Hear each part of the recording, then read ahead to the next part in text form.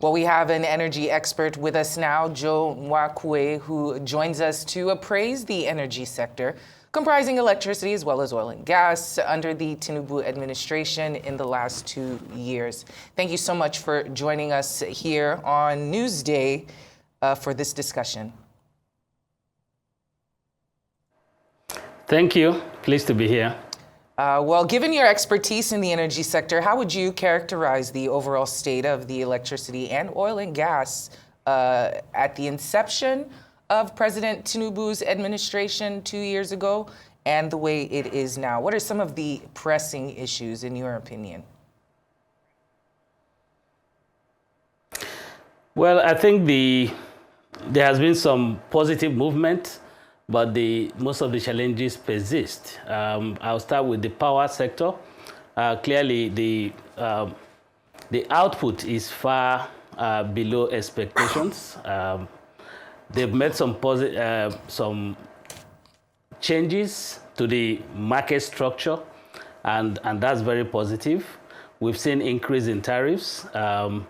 Some people won't like it, but of course, in my book, I think it's a step in the right direction. We need to get our hands around metering. That hasn't happened quite as well as one would expect. In the oil and gas, there has been some positives. I would say that rig count is up. Production volumes are not quite up because it takes time, but I think a lot of activity is going into increase the output level. So that's positive. But things like gas output has been suffering. I think we've gone down from about, and this is not during the government, Tinubu's government. I think this has been going on for a while. Output level for gas has dropped by almost 1 BCF. So we need to keep an eye on that. Hopefully the investments will come in to reverse that trend. So there are quite a few, in my view, a lot more positives than negatives, but there's still quite a bit of work to do. So what progress has Nigeria made in transitioning to renewable energy sources, including solar, wind, and biomass under the Tinubu administration? Yeah, I think there's been quite a lot of progress in that area. A couple of universities and markets have been converted to renewable. That's solar principally. And a lot of private sector investment and activity is equally happening. People, I don't want to say it, but it just seems like a lot of people have given up on the grid. And they're doing whatever it is they need to do to provide energy because it's critical to growth and development. And speaking of that growth and development, from your perspective, what have been some of the strategic directions or philosophies that you think have guided this administration when it comes to energy output and the energy sector? Has it been consistent with both electricity and oil and gas? Okay, I'll put it this way. I think one thing that runs true is the movement towards markets. So you can confidently say that this government is taking the industry towards a market competitive type market. Tariffs are going up to some level that hopefully will be cost reflective. Subsidies have been removed. So all of these are intended to take the market to more of a market system. So yes, I would say that runs through all the interventions I've seen so far. So what's your assessment of initiatives taken so far to promote oil and gas exploration and production in Nigeria? And how have these efforts impacted the nation's energy landscape? Yes, and I think we've seen more assets being thrown into the market. That's very good. That's positive. And I hear there are planned bid rounds coming up. So that's very, very important. We need to keep putting assets in there so that people can pick them up and work them. There's significant investments, I'm told, coming in, especially in the deep water. So we look forward to the impact those will have. rig count is up, practically everyone is drilling, so that's very good. So the industry has seen some reversal in fortune, positive reversal in fortune lately, and I hope that it will continue. Remember that some of these are from the back of, so the PIA was passed, implementation was a bit sluggish, though I think it's picking up somewhat. It wasn't as quick as some of us would have wished. And then, of course, we've had the executive orders that provided significantly more fiscal incentives for deepwater gas development. So there's quite a lot of encouraging moves that have been made by the government to incentivize investment. And I think that we are starting to see some of those coming. And with every investment, we know that debt comes to eat away at it. And we know that the sector has been addressing some legacy debts issues that have been within the power sector for a while. What measures have been taken to tackle any of those significant debt portfolios owed to GenCos and other players? And has it been effective, in your opinion?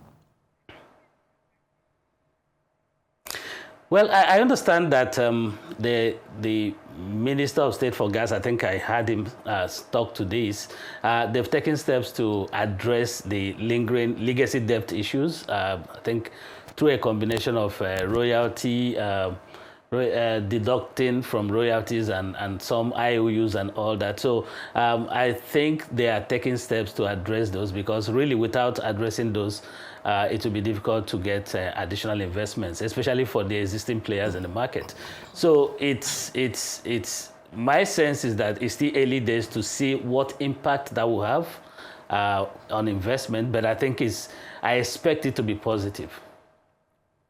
So what opportunities, exist for private sector investment and participation in the country's energy sector, particularly in renewable energy and, of course, energy efficiency? Lots of opportunities. If you look at the landscape today, you will see that a lot of people are doing solar. Those embedded generation, there's a lot of opportunities there for people. I think we are growing an industry around that. In the upstream, you can see the asset transfers from the IOCs to the independents or locals. That's huge, that's major. And I think we should expect to see a continuation along those lines. Once we get the regulatory framework properly set up, I think it will accelerate those divestments will continue, I think, especially onshore. So in the gas space, you've seen a lot of activity around the auto gas, CNG initiatives. So those are very key. And even in the LPG space. So there's quite a lot of opportunities. I think the biggest issue all this while has been the fiscal and regulatory frameworks. And once those are addressed, I think we are well on our way to a boom in the industry. And speaking of this decade of gas, that initiative aiming to deepen gas utilization, we do know that there has been a lot of talk about CNG and the fueling stations, et cetera. How can Nigeria create a more attractive investment climate for both local and international players within this space? Yeah, that's a very good question. I think so we started by making sure that our fiscals are competitive. We've gone through that, and I believe that across board, I think we are in a fairly decent place. We've had issues with regulatory uncertainty, and I think the two regulators have done a great job of trying to reassure the investment community that indeed there's some certainty around our regulations, and that is heartwarming. So overall, it's a journey. As there are significant ease of doing business issues that needs to be addressed. Security is one of those.